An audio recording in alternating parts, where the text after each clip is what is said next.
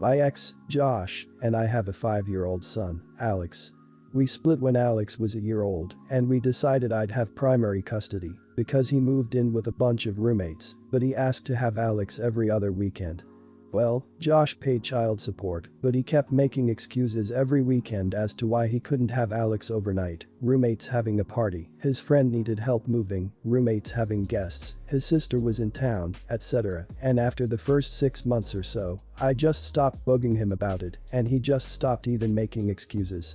He didn't see Alex at all from ages 2-4.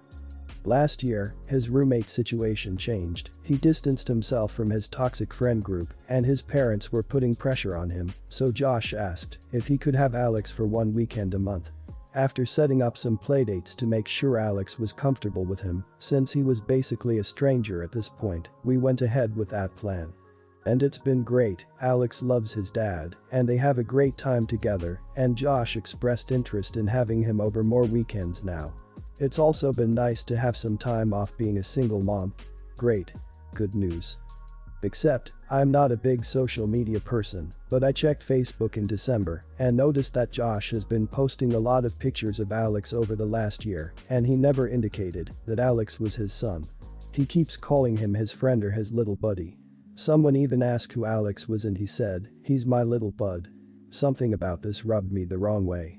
I feel like I've been incredibly chill about this process, maybe more so than I should have, but the fact that he isn't even claiming Alex as his son is really crappy.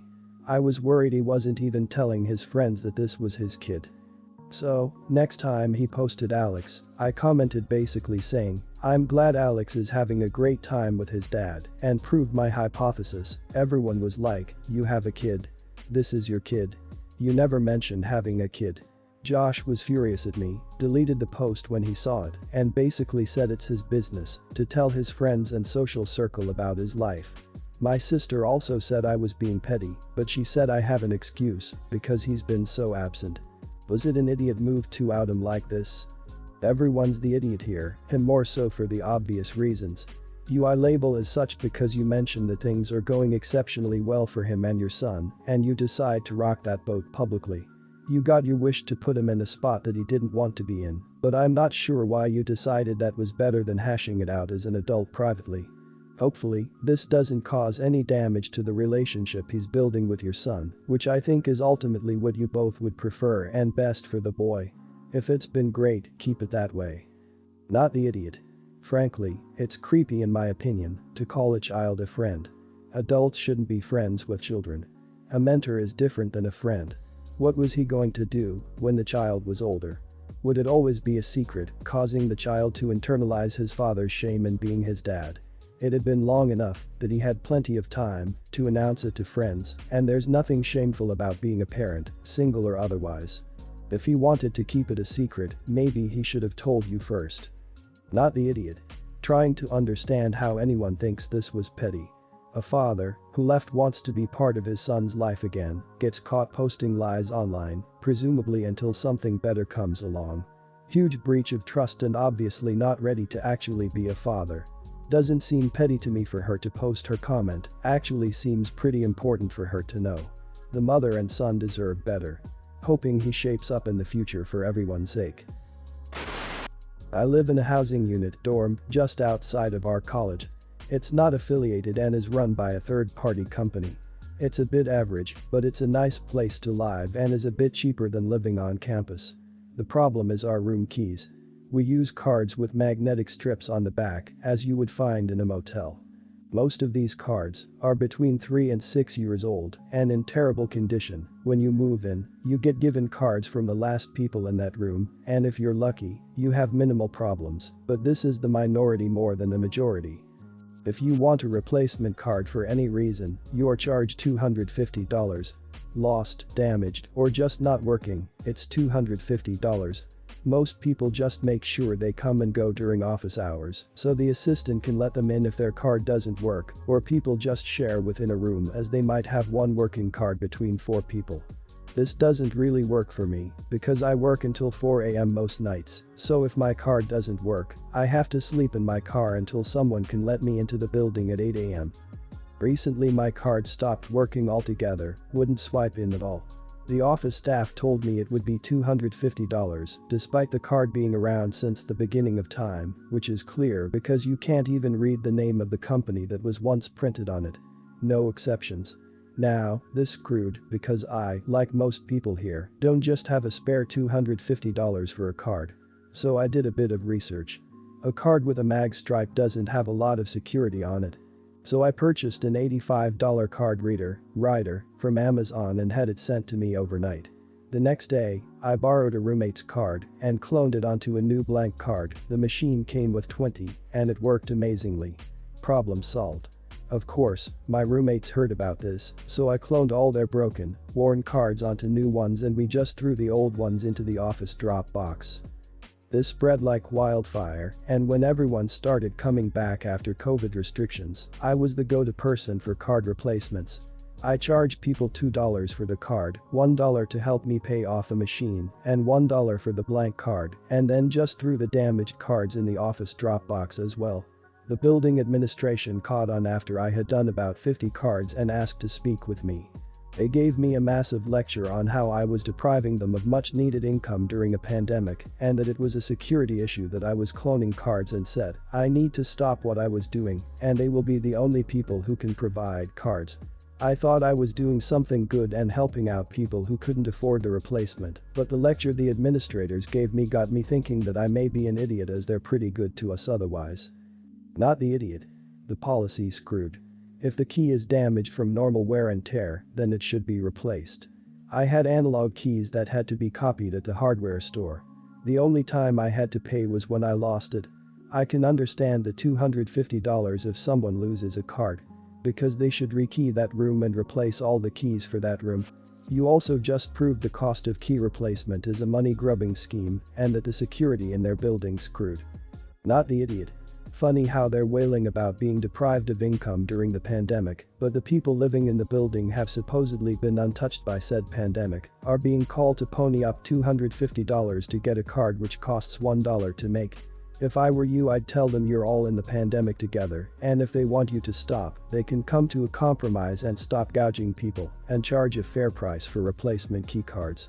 Taking in equipment usage, resources, and admin time into account. Not the idiot. They're being extortionate, so they're idiots. Why was everyone giving back their old key cards though? They never should have done that, they should have just kept them with them inside their room and just used the one they bought off of you. The school might get you into trouble if you make more key cards though. You could go to the legal subreddit and ask them about the legalities of what your school is doing with the high key card fees. So, my wife will be graduating from dental school in May, and she brought up to me that she would like to practice under our married last name, but have her doctoral certificate in her maiden name. Not sure if that's even possible, but that's not the concern. I feel as though it's kind of a betrayal to our unity, because we have been married the entire time she has been in school minus her freshman year of undergrad, and we have both sacrificed a lot, surviving primarily on my income, understandably as I'm older, and make significantly more as I'm already 10 years into my career, and she is in school, countless hours of flipping flashcards. And taking the majority share of housework so she could focus on schooling, and her wanting to use her maiden name makes me feel like she isn't recognizing our joint sacrifice and contributions to get us there. I just don't want to walk into her office and people look at the certificate with her maiden name and assume we got married after all that work happened. We did this together and should celebrate it together. She feels that, since she works full-time and goes to school full-time and has paid for the majority of her tuition, she feels like she should take pride in her family's name and that I wasn't going to class with her, that she deserves that recognition.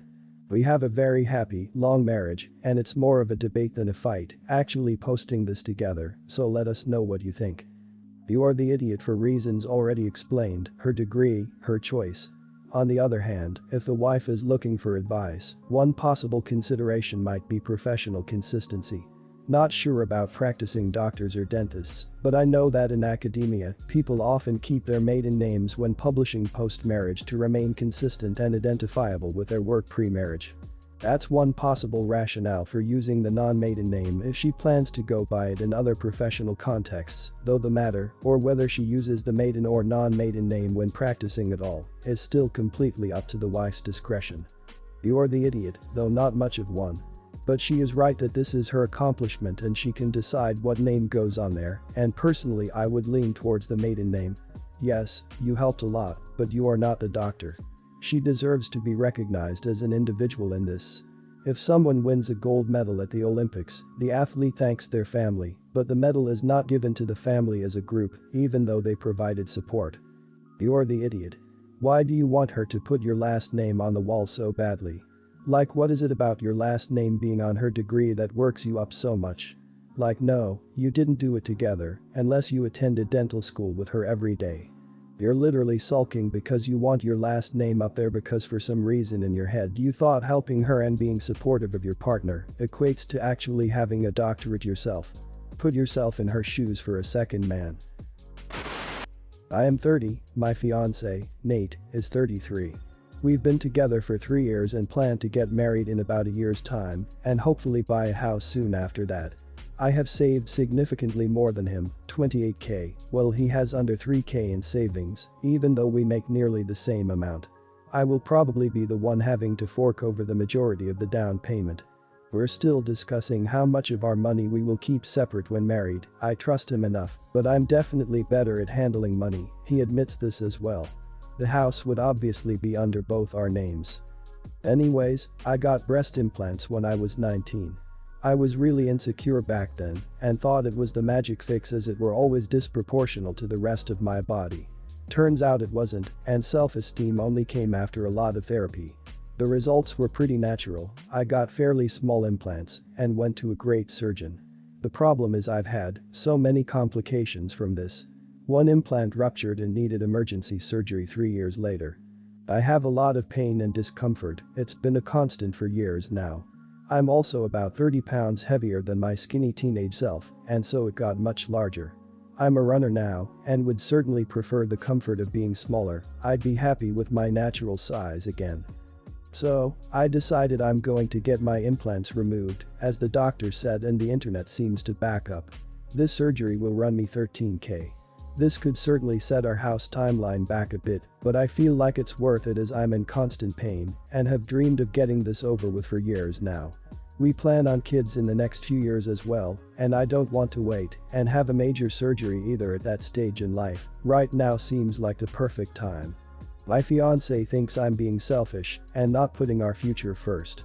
He said he understands I'm in pain, but that it doesn't seem debilitating or anything, and thinks I should wait it out a few years.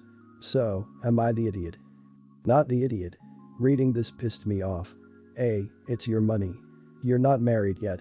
B. This is an important procedure for your health, both mental and physical. C. He should be supporting you by putting a financial plan in place to help replenish the savings. Not calling you selfish for spending your own money. Is it particularly urgent that you buy a property right this second? Also, why are you planning on buying a property with this person who seems to want all the benefits but can't graft hard enough to put down the down payment you need? Not the idiot, you want to use your money for what is more of a medical issue than a cosmetic one at this point. I'm also a little concerned that you say you trust him enough and are getting married. I hope you could trust him completely, though it sounds like he might not make the best financial decisions, and it's worrying he dismissed your pain. Good luck. I won't say these are major red flags, but do make your peace with them. Get your implants removed if you think it will improve your life, health. Not the idiot. I'm a breast cancer survivor, and I had implant complications for a while, infection, capsular contracture. Hearing you talk about your situation is causing me breast pain, and I don't even have breasts anymore. Between the difference in savings and the comment about doesn't seem debilitating, I am concerned that you and your fiancé may have major differences in values.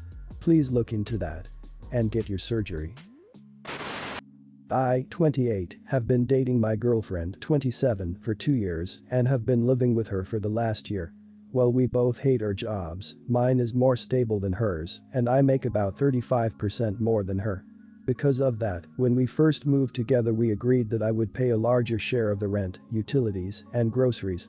I also often treat her when going out to have dinner or to the cinema. It was an arrangement we both were happy with, and I was glad that I could help her out.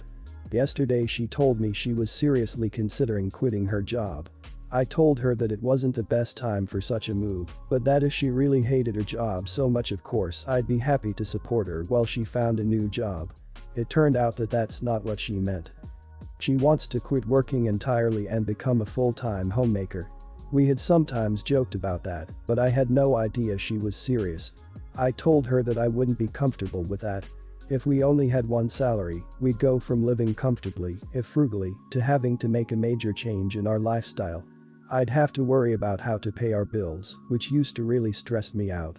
She got very upset. She said she felt I wasn't taking her feelings seriously. I know that she hates her job, but I also hate mine. She's seen me crying in bed after a bad day, or losing sleep, over whether I'll be fired. Quite frankly, it felt like she was saying that her own emotions were more important than mine.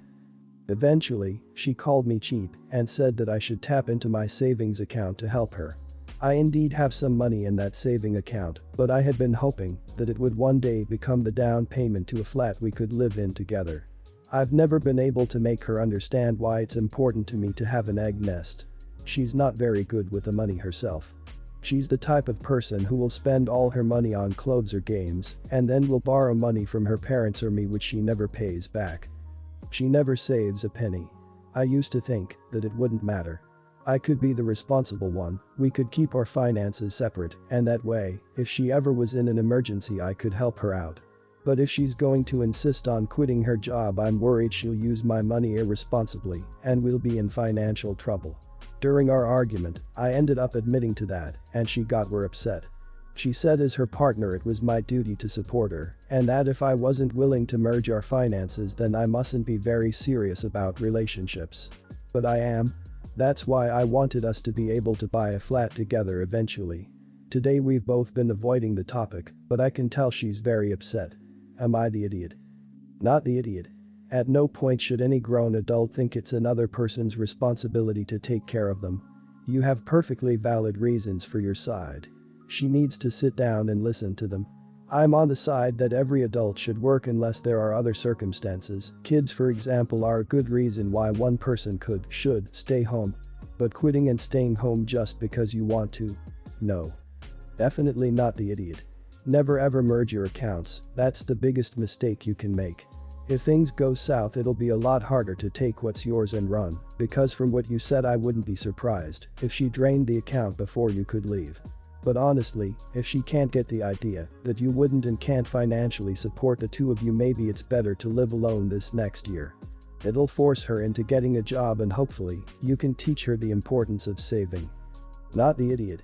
Yes, couples should support one another when needed.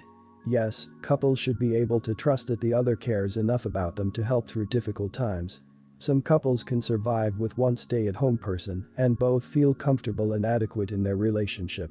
You are the only one willing to do any of the above for your partner, and she's a major idiot for expecting you to sacrifice your mental health, your financial stability, and your personal comfort for her own laziness. If she quits, she better spend 8 hours a day every day looking for a job. That becomes her full-time job if she quits. If she refuses, you should leave, and her full-time job can become finding a sugar daddy instead.